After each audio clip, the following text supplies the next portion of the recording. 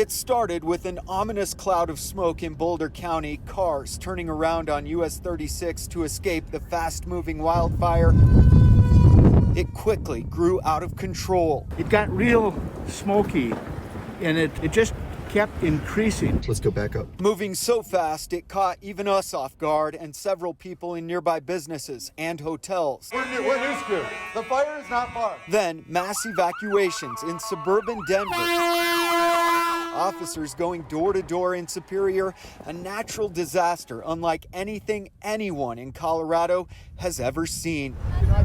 Superior and Louisville residents racing home from work to save their pets and keepsakes. We saw your reports on TV from McCaslin and Cherry in the Dillon area, right by the movie theater, and you were describing it like Armageddon. So it was like, okay, I'm definitely going home, and we're definitely packing and getting out. It's frustrating because people want to go to save their pets or check on their property, but you can't let anybody go in there. Then, evidence of catastrophic damages and widespread destruction. Sadly, apartment complexes completely engulfed, houses on fire. Seeing people's homes, family lives go up, and these high winds really are making it uncontrollable. The governor and other leaders saying hundreds of homes lost in Colorado.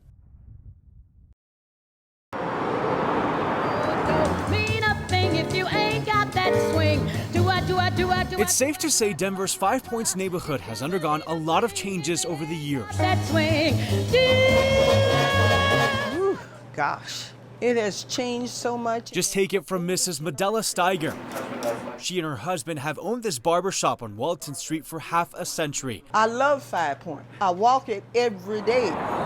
That's how she learned this historic music venue had gotten a new look. They need to put that back. This is how the Casino Cabaret looked before the changes in February 2020.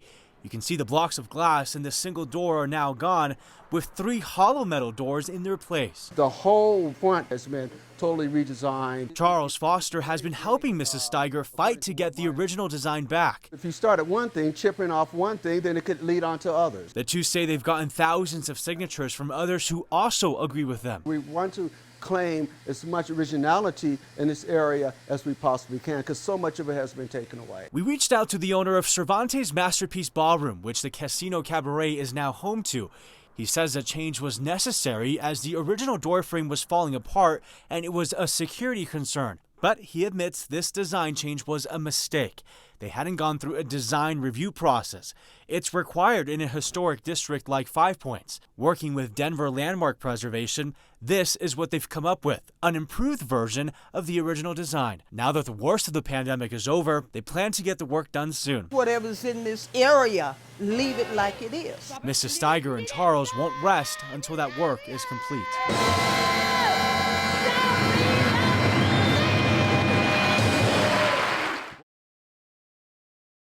I just want to tell our viewers that we're in a safe position here. An officer saw us take position here.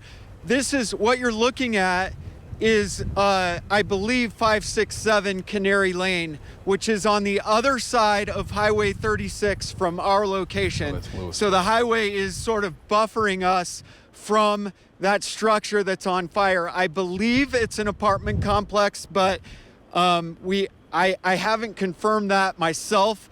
But obviously what you're looking at is incredible, terrible destruction from this fire, and that building completely and totally engulfed right now. Again, I want to give you some perspective. We are on the north side of Highway 36, US 36, and that structure is on the south side of US 36 and just to the east of McCaslin Boulevard.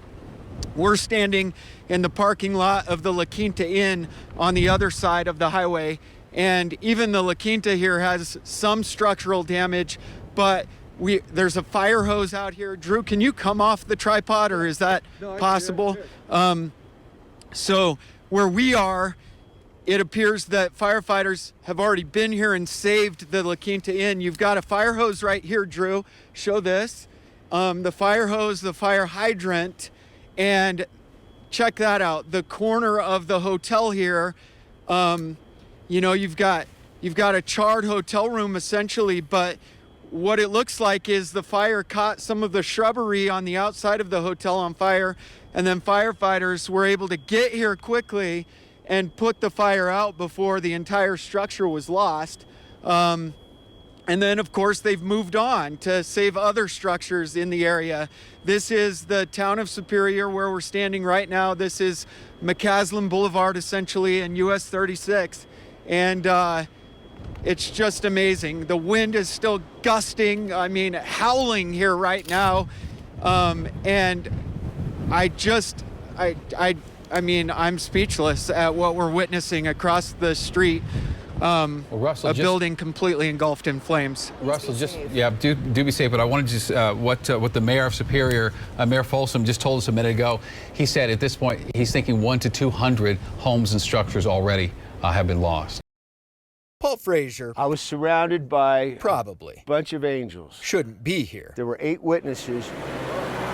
I went 20 feet in the air and I did 3 flips. I weigh 150 pounds. You do the math. To fully understand and appreciate Paul's story, I was left for dead by a person.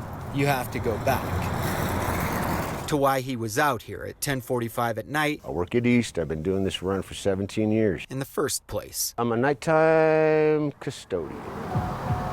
You see, he's a janitor at Denver's East High School, a job and a building he loves like only a custodian could. Beautiful. It's a beautiful building. She loves to smile. She loves attention.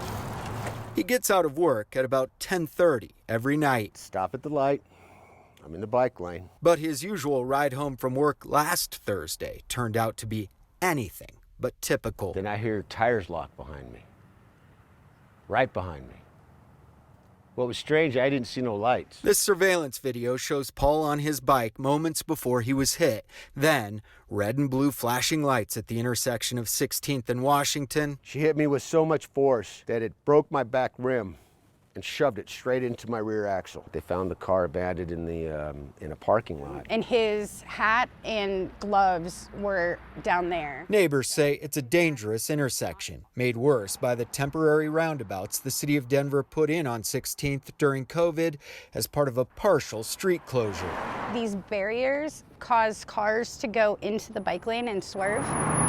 Just watch, car after cop car swerving into the bike lanes to get around. It's detrimental to the safety and well-being of everyone riding bikes. Said right here, Like Paul, I got a bit of a pain. who Teresa ran out to help. I knelt down and I said, "Are you okay? What's your name?" A stranger. He just said, "My name's Paul," again. And he said, "I want to thank you all very much for helping." It reassured my faith in humanity.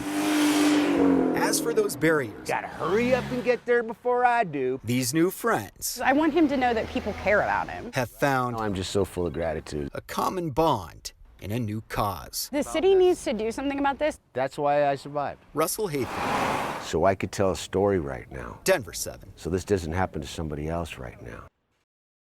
Just one bill? Yeah, for sure. Be right back. For those in the restaurant business, We have an amazing team here. innovation and creativity is the key to survival right now. COVID kind of put us in a weird situation and we had to get creative. Something that sort of comes naturally to Scott Spears. Pretty much anything you can think of, we've tried. After all, he started a bar in a school. It is. It's the original schoolhouse in Arvada. It was built 1886 and it was a one-room schoolhouse. And what school wouldn't be complete without a bus? The wheels on the bus go round and round. With the limited capacity and really with the 6-foot spacing, we were just trying to figure out how we can get some more seats in. After reconfiguring some seating and running power out from the old schoolhouse to the bus, We were just like walking down the street and we're like, school bus, really random. And then we walked around and we're like, oh my gosh, you can like sit inside. this bus is now the place to be. We love being in the bus. I feel super educated. We've never thought we were going to be drinking alcohol in a school bus. We started once a month to make sure it's still functional. Like so many other cities, Arvada shut down some streets in Old Town, allowing businesses like Schoolhouse Kitchen and Libations Y'all still doing it right over here? to expand their outdoor space, in this case, with bus seating. The city of Arvada has been awesome to work with, and they're all for everyone being creative. We did have to talk to the fire department to make sure that we had the clearances. So hop on. After all, you wouldn't want to miss the bus. Russell Hatham, Denver 7. This small room in a Denver hospital is a reason for television. The history of television news now spans decades. It is a method of communication. And for Denver 7, it's not only the archived footage, but the building, considered an example of what's called brutalist architecture, that tells a story to some. By far the best broadcast building in Denver. I believe it's fair to call it brutalist. The company that owns Denver 7, EW Scripps, is selling the building on the corner of Spear and Lincoln and looking for a new home with more space. It's a local journalism success story. Even during the pandemic, we were adding people to our journalism operation. Adding people and newscasts since launching a 24/7 streaming operation, buying KCDO, Local 3, and expanding the Scripps national team in Denver. All that into that building that was built to be just one TV station. So we're busting at the seams. Despite Denver 7's wishes to sell to a developer, a group of 3 Denver residents is fighting the potential demolition of this brutalist beacon along Spear. It's placed along Spear Boulevard and almost by definition a landmark. So what is this half-century-old building? A brutalist-style icon or a total scrape and rebuild? Let's deconstruct that by going 360 with the Denver City Council, pro-growth advocates, talk to those who live in the neighborhood, take a tour with the building manager and the GM, and we'll start with that group trying to save this from the wrecking ball. It was meant to last. It was meant to be a proud representation of a broadcast news organization. David Wise is a Denver architect who says the building is a superb example of brutalist architecture. Really, the style comes out of the era. It's a bold building. It's tricky to build. Any imperfections would be visible. He and 2 other Denver residents have filed an application to save the building under landmark status. For the sake of keeping this legacy. Wise believes this is an opportunity for Denver to preserve its past, all too often lost for the sake of new development. He believes a developer could wrap a new building around the existing Denver 7 octagonal tower, like the Holy Ghost Church at Broadway in California in downtown, or the Old Tavern at 17th and Pearl in Uptown. I do think residential use in this building could be spectacular. But a tour of that brutalist tower with building manager Rory Schmalzried reveals a brutal truth. These are the original boilers, so built back 1969. They're kind of held together with spit and baling wire. While the building may be iconic, it is hardly energy efficient by today's standards. We're like 5 times as much energy use as what a green building would be. Schmalzried says the roof needs replaced, the boilers and chillers are on the brink of failure, and the basement, where all that invaluable archived footage is stored, When you're talking about history of the building, this is the history. floods regularly. If we get a big rain, I know beyond any shadow of a doubt, I'm going to have to come down here and squeegee the floor and mop and clean up. I think our programs are responsive to the needs. We're open to any solution that makes sense. General Manager Dean Littleton has met with the group trying to save the building and respects their efforts. But he says the architect working on the potential new development believes adaptive reuse of the octagon would come at an astronomical price. They have tons of experience with adaptive reuse, and they're the ones that have been advising us that it's just too much of a stretch. And it's even disputed among top architects whether this is brutalist at all. Is it a brutalist enough building that warrants it being landmarked over the owner's wishes? Even if you take out the fact that it needs a new roof, new HVAC, new electrical, new plumbing, new windows, the life safety requirements to bring the building to a place that it would be appropriate for people to live in are almost backbreaking. Littleton points out if it remains a TV station, it's likely to remain unremarkable and unchanged. As long as we're here, there will be security fences, there will be walls. There's an opportunity for something incredibly exciting at this gateway to downtown at the corner of Spear and Lincoln. To present our broadcasting philosophy. And then there's the people who live in the neighborhood. I think that it is a unique building. It doesn't look like every other building, but that doesn't necessarily mean it's a special building either. Looks like it's been there forever. I do like the almost, what was it, brutalistic architecture? It looks almost a little Soviet. Some argue it's worth saving. Built in 1969 and an architectural building. Definitely the Denver population should save this building. Others say it's an eyesore. It doesn't ring my bells. Mary Coddington is a member of a group called Nppa, or Yes in My Backyard, which believes there's too much negativity around new development. Nppa Denver is an organization that believes that Denver isn't full, and they want to have housing for everybody who's here and everybody who wants to move here in a way that's affordable. Nppa believes now's the time to tear down this old eyesore and build something new and exciting with residential and retail. I think that that's the nature of cities. They change. It's important for residents to be open to that and think about what the city needs today and going into the future. It's an issue that could ultimately go before the full council in May. I think it's important for this particular conversation for me to withhold judgment until we actually hear the case in front of council. Councilman Chris Hines represents District 10, which includes the Denver 7 site. He would prefer Denver 7 and the applicants for landmark status hammer out a solution before it gets to the city council. That would be ideal. He says Denver has recently been down a similar road with Tom's Diner on Colfax, which also sits in his district. It was a similar situation in that it was an owner-opposed historic designation. Let's go 360 at the counter. Denver 7 went 360 on that story a couple years ago, raising questions then about landmark designations versus owner rights.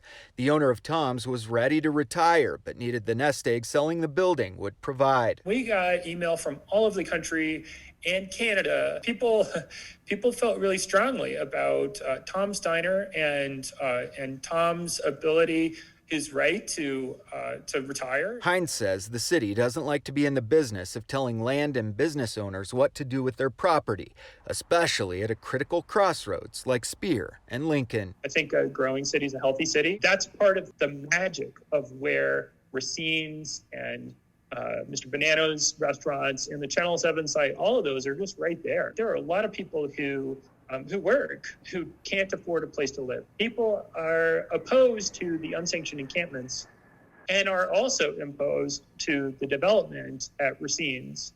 And in some ways, kind of have to pick one. Whatever the case, the building has inspired a lively debate about new possibilities, regardless of whether this place stays standing or comes down. This is a purpose-built building that no longer serves the purpose for which it was built. Communities either grow in their knowledge and sense of self through these sorts of interactions and controversies and conversations, or they don't. What are our priorities as a city? And having housing for people is of the highest priority. Russell Haythorne. It makes us us. It makes Denver, Denver. Denver 7. Get a partner and throw. On the diamond, Let's go. experience can be quite the advantage. For this women's team, there's no shortage of that. It's the oldest team in the country. This is the Colorado Peaches softball team. I, like a lot of the Peaches, just love the game and want to keep playing. They're all over 50. I'm Fran Simon. I'm 52, just a baby peach. I pitch and I'm 57. Some are well over 50. I'm 75. I'm 82. I'm 90, going on 91. That last one's Maggie. I think I left my glove over here. The oldest of the Peaches. You should be my manager. Maggie's my idol. I want to be like her when I grow up. She's been on the team now for 12 years with no sign of slowing down. Boxing is what keeps me in shape. And she's serious about that. Give him a good punch. But clearly not the most serious of the bunch. Joy, pitcher! When we're not having fun, it's not working. Even though their game isn't always perfect, it's always positive. Way to go! I look good! Very Turn it, ladies. positive. And then she is a superstar woman. Some friends came out here and saw us. They said, I can't believe this. It's fabulous. It's really fun. At their age, you could say they've been around the bases a few times. We've had knee replacements and hip replacements, and my back went out a couple of months ago. 2 knee replacements, shoulder replacement, surgery. But still, they're out here. Okay, speed here. We caught up with the Peaches ahead of the World Senior Games, a big tournament out in Utah. How many out? Hoping to repeat or top their success from 2019. We won the silver. The same color as some of their hair. Going home. A big achievement given what was happening Out of there. off the diamond. She was having surgery for her cancer. The team's coach, Gail, who, like these ladies, wouldn't let illness or age get in her way. She was in her hospital bed, and she was coaching us. On FaceTime, I was holding my phone so she could coach, and she gave directions. 2, This year, though, Gail will be with the Peaches on their sleeves. Our coach passed away in March. Just an amazing woman. This will be the first big tournament for the team without her. I miss her as a friend. We actually built this together. She was wonderful. Wish she was still around. Watch 3! This year, Fran Simon is coaching in Gail's honor. We win just by being out here. Slugging seniors and ground out getting grandmas with high hopes. We're taking it all this year. We're going for the gold. Because if experience teaches us anything, Our goal is to just have fun and to support one another. the score of their games, just like age, is just a number. Even if we don't win, we win. Colorado Peaches is our name. And the big thing is to be a worthy opponent. But we love this game. In Lakewood, Peaches are ready to play. I'm Jason Grenauer, Never doubt, never fear, we are here. Denver 7.